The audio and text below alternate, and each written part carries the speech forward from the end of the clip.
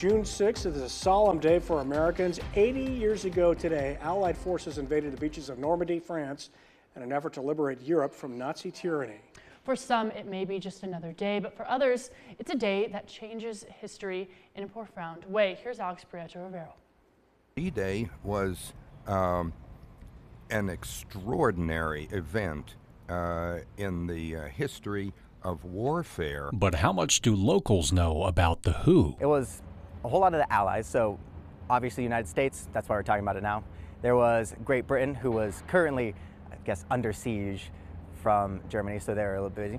And I'm fairly certain there was, the French were also involved, as we were invading France, so to speak. What? In World War II, when the United States worked with England to invade Europe through France to fight back Germany. And when? I don't remember the day of the year.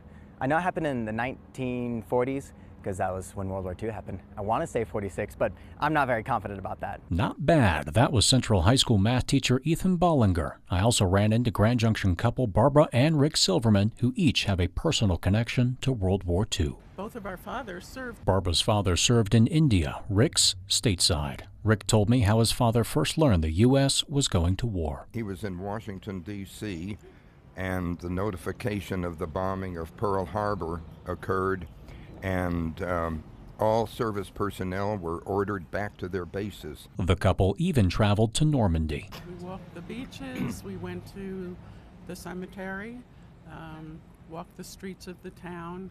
It's a very solemn thing to do. The D-Day invasion was the largest seaboard invasion in history. More than 150,000 Allied soldiers from the U.S., U.K., and Canada joined forces.